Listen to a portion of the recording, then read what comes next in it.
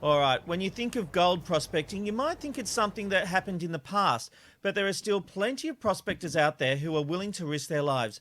Bering Sea Gold follows miners in Alaska as they search for the ultimate payday.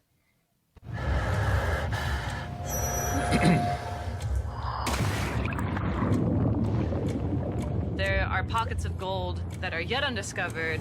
The possibilities are endless. We're on gold, baby! Mayday, mayday! Catastrophic tire failure. This is history right here. This is the end of the Myrtle Irene. I don't know if you want to call it risk or just call it gold mining. Emily Riedel is one of the prospectors featured in the Discovery series, and she joins me now. Hi, Emily. What an amazing journey you're on. Hey, Rob, thanks so much for having me. Aren't there easier ways to make a living? Yes, that is what I hear. I hear reports that there are better ways and easier ways to make money, but it falls on deaf ears up here, unfortunately. Now, look, I've got to be honest, I've only just discovered this series, but I am absolutely hooked. Just explain to us what underwater prospecting and what is involved with it. Sure. Yeah. Well, I'm glad that you've discovered the series. I myself am still discovering, and I actually haven't seen an episode since season 1, and now we're on season 9. So it's always weird to see footage from it because I'm like, oh yeah, that happened. But basically, the way that the offshore deposit, gold deposit here works is that it's ancient beach lines that are still fairly accessible and in fairly shallow water. So this is kind of a unique corner of the world where people can take out boats with minor to major dredging equipment. It's in relatively shallow water, so it's accessible via our equipment and our divers. But there's just so much risk involved. There's financial risk, there's physical risk. It's a dangerous job, regardless of whether you're diving or you're operating an excavator or a clamshell. There's just a lot of costs, like hidden costs involved. It's a difficult part of the world to even get to. You can only get to Nome via air or sea. And then once you're here, everything is stacked against you for failure. Not only your equipment and the dangers of the Bering Sea, but just the erratic weather. It as gold mining should be. It's a classic job that sets you up to fail a lot of the time. You mentioned it's dangerous. Just how dangerous is it? Is your life on the line at times?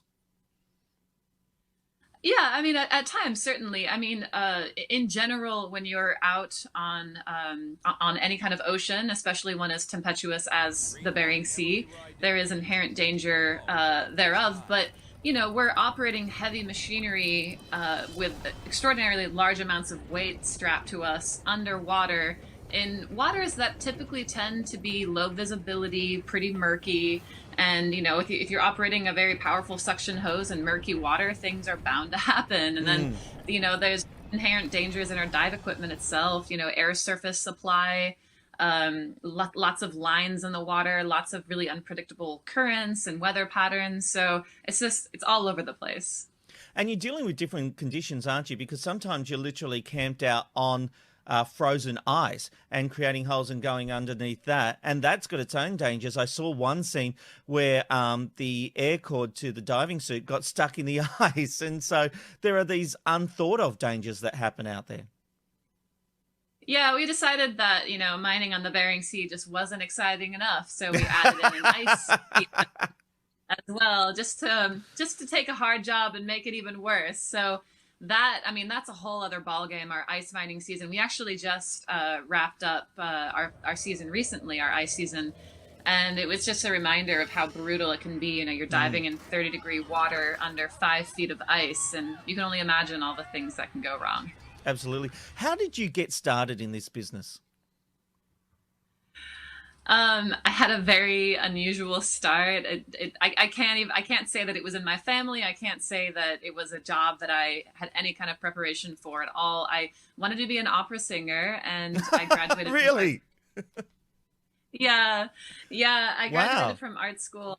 I wanted to get a master's degree, which of course is very expensive, and I needed a summer job, and I grew up in Alaska, and I've worked in the fisheries and other careers up here to make a quick buck, and gold mining seemed to be a viable option at the time. So yeah, that was almost 10 years ago now. Now, coming in late to the series, one of the things I'm a little bit confused about is your relationship with Zeke. Can you explain that to me? Yeah, Zeke was a childhood friend, and we grew up together. Our parents were friends in high school. We grew up in the same town in Alaska, and he was up here gold mining before I was, and he sort of invited me up, and my dad, and basically everybody he knew. I think he just wanted to have friends up here, Yeah. and we had a rocky relationship for a couple of years, a rocky friendship, and we're friends now. We're cool now. I mean, I think we kind of started off as partners. It got a little bit murky, and then I went my own way and he went his. And you, since going your own way, have you found that a better experience for you? Yeah, going my own way was the only way, really. Yeah, I mean, it's very chaotic up here, and really, I just decided that even though I was inexperienced and I didn't really know what I was doing, it had to be better than what I was experiencing so far. So I bought my own boat, took a huge risk with that. I also had a couple of close calls diving, and I decided that it wasn't productive for me to be a diver anymore. So I needed another avenue for success up here, and so that ended up being, being a boat owner, being a captain. And I'm really happy I made that choice. This is now my 8th year this year as a boat owner, and I'm happy with it. Amazing. Well, you're one of the few women doing this, and I found this scene really interesting as it talked about your motivation. I have something to prove to Zeke. I have something to prove to everybody up here. I'm a woman who has no background in this business whatsoever. Nothing short of absolute success in gold mining will justify me being here. I can't be average. I have to be something exceptional. Otherwise, nobody will take me seriously. Do you still feel you have something to prove? That was a minute ago. I'm looking at my hair and I'm kind of like, dang, I was making good hair choices back then. I like it. Not that the fundamental premise of that scene isn't also important. I get it. It's fine. Yeah, you know.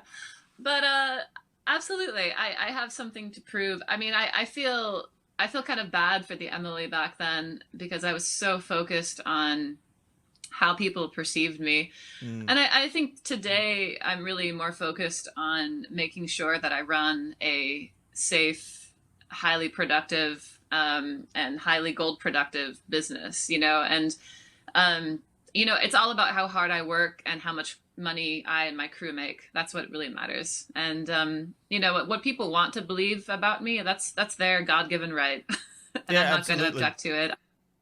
I only hope that eventually I can prove wrong, but... Well, I think you are. I mean, you survived 9 seasons, you've just pointed out. You've been doing it by yourself. Are you coming out in front financially? Is it paying off for you? Yes.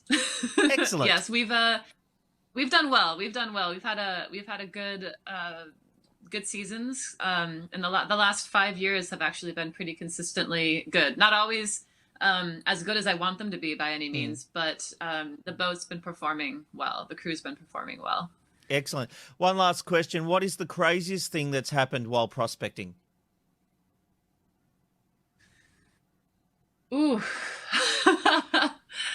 That's a hard one. I think I'd have to sit down with you, Rob, and have a beer or whatever it is you guys drink. Oh, I like that. We should do that. I've been meaning to come to Australia, so we should meet up for a cold one of these days. If you come to Australia, you hook me up, you call me, we'll look after you. And if I come to Alaska, I am knocking on your door. Please do. Yeah, that'd be great. Sounds like a plan. But Emily? Yeah, go ahead. Sorry. No, you go ahead. Sorry. Oh, I was just going to say, what comes to mind is the most recent one. It happened this last season, and I'm sure it's going to be on the show when it comes out. But We were late in the season, and it was a beautifully flat, calm day, and the sun was shining, and then out of nowhere, this huge squall from the south just came and like engulfed and enveloped the boat, and it was like 0 dark 30. It went from flat calm to incredible waves, and we barely got out in time. So that's just one example of what here. Yeah. Scary stuff. Emily, you are an absolute pleasure, and the show is just phenomenal. So many characters, and you play such a big part in it. It is great watching your journey. I'm seriously, I think I'm going to have to go back and watch every episode, because I've come in, and you can jump into this series at any point. I've discovered that, but I'm getting so into it. I actually want to go back and watch the progression and the journey. So congratulations on being in such a great series. Well, thank you. Thanks for watching. I'm so glad that you're checking it out now, and it was lovely talking to you as well, Rob. Great talking to you. Thanks for being on the Ben, Rob and Robbo Show. All right, sounds good. Adios then. It's the Ben, Rob and Robbo, Ben, Rob and Robbo Show. Ben, Rob and Robbo Show.